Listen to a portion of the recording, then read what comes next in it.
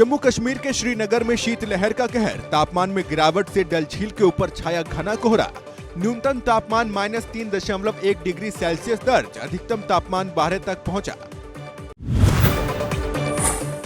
दक्षिण पश्चिम बंगाल की खाड़ी में शक्तिशाली रूप ले सकता है डिटवा तूफान, खतरे को देखते हुए तमिलनाडु के ज्यादातर इलाकों में रेड अलर्ट जारी, भारतीय तटों पर सतर्कता बढ़ाई गई।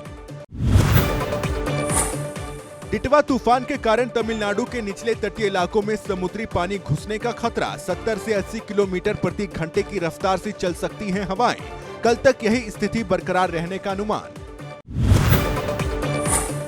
डिटवा तूफान का तमिलनाडु के कई इलाकों में असर, नागपत्तनम में भारी बारिश के बाद सड़कों पर जल भराव, लोगों को आने जाने में हो रही भारी परेशानी, चल रही हैं तेज हवाएं।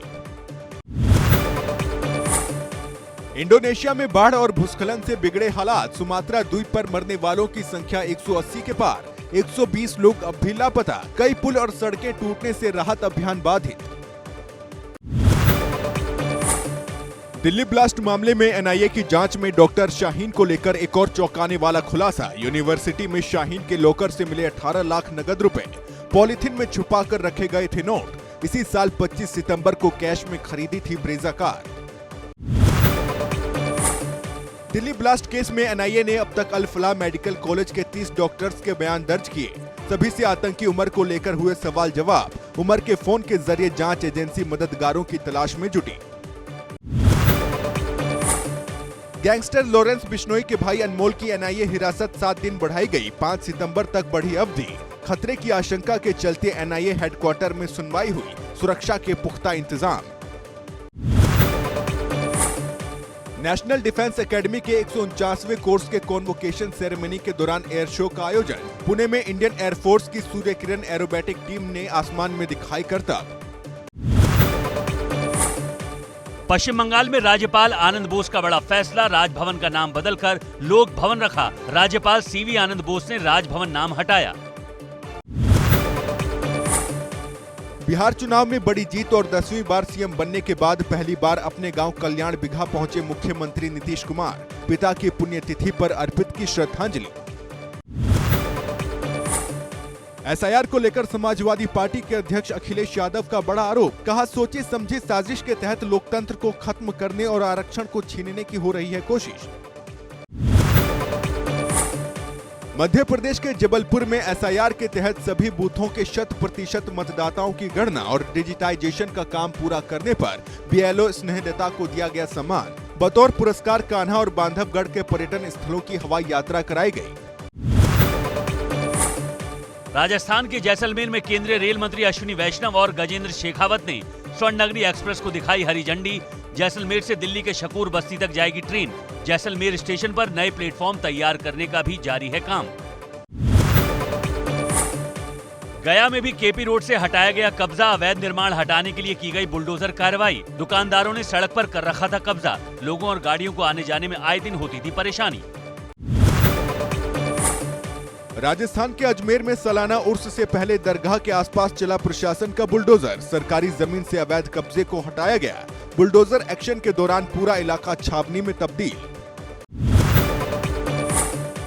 दिल्ली के करोल बाग इलाके में चला प्रशासन का बुलडोजर, झंडे वालान मंदिर के पास अवैध निर्माण को हटाया गया, इस दौरान इलाके में पुलिस और प्रशासनिक कर्मियों की मौजूदगी रही, लोगों ने कार्रवाई का किया विरोध, हुआ भारी हंगामा। श्रीनगर के बेमिना में जेवीसी हॉस्पिटल के ओपीडी बिल्डिंग के कई कमरों में सुबह सुबह लगी आग, हॉस्पिटल में सभी मरीज सुरक्षित, हॉस्पिटल स्टाफ की मदद से फायर ब्रिगेड और इमरजेंसी सर्विसेज ने आग पर काबू पाया। हैदराबाद के पेट वजीराबाद में टायर की दुकान में लगी भीषण आग, धू-धू कर जले सैकड़ों टायर, फायर ब्रिगेड ने मौके पर पहुंचकर बुझाई आग, अनुमान के मुताबिक 2 करोड़ का नुकसान, पुलिस ने केस दर्ज कर शुरू की जांच। यूपी के नोएडा सेक्टर 76 में चलती कार में अचानक लगी आग, कार सवार लोगों ने समय रहते कूदकर बचाई अपनी जान, फायर ब्रिगेड ने आग पर पाया काबू, पूरी गाड़ी जलकर हुई खाक। देहरादून के राजाजी और कॉर्बेट टाइगर रिजर्व में 7 साल बाद फिर से हुई हाथी सफारी की शुरुआत, 2018 में प्रशासन ने हाथियों की दयनीय स्थिति, अवैध उपयोग के चलते सफारी पर लगाई थी रोक, सुप्रीम कोर्ट के आदेश के बाद तैयार की गई नई व्यवस्था। वाराणसी में पेंशनधारी वरिष्ठ नागरिकों ने बर्तन बजाकर सरकार की स्कीम का किया विरोध। पेंशन व्यवस्था में बदलाव को लेकर जाहिर की नाराजगी। कहा, महंगाई भत्ते से लेकर मिलने वाली सुविधाओं में सरकार अपने हिसाब से कर रही है बदलाव। महाराष्ट्र की गोदिया पुलिस को मिली बड़ी सफलता। इनामी नक्सली विकास नागपुरे उर्फ अनंत ने अपने 10 साथियों के साथ किया सरेंडर। आत्मसमर्पण करने वाले नक्सलियों पर कुल 89 लाख रुपए का इनाम घोषित था। कर्नाटक में नेतृत्व को लेकर जारी विवाद के बीच मुख्यमंत्री सिद्धारमैया और डिप्टी सीएम डीके शिवकुमार का एक साथ नाश्ता करते हुए तस्वीर आई सामने। मुख्यमंत्री सिद्धारमैया ने कहा, हमारे बीच कोई मतभेद नहीं। बरेली में पुलिस ने हत्या के मामले में 36 साल से फरार चल रहे आरोपी को किया गिरफ्तार। पुलिस से बचने के लिए आरोपी ने बदला था धर्म। साल 2002 में कोर्ट में पेशी से पहले हो गया था फरार। साल 1989 में हत्या का केस दर्ज हुआ था। ग्रेटर नोएडा में अवैध हथियारों की तस्करी करने वाले गैंग का भंडाफोड़। पुलिस ने 5 आरोपियों को किया गिरफ्तार। पिस्टल, तमंचा समेत 50,000 कैश बरामद। मथुरा से चल रहा था हथियारों की तस्करी का खेल। दिल्ली के शाहदरा में 27 साल के युवक की गोली मारकर हत्या। हत्या के बाद हमलावर ने 2 राउंड फायरिंग भी की। सीसीटीवी फुटेज के आधार पर सुराग तलाशने में जुटी पुलिस। आरोपी की तलाश जारी।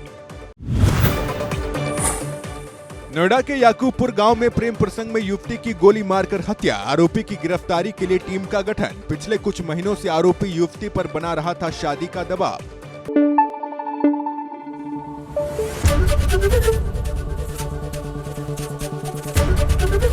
एबीपी न्यूज आपको रखे आगे।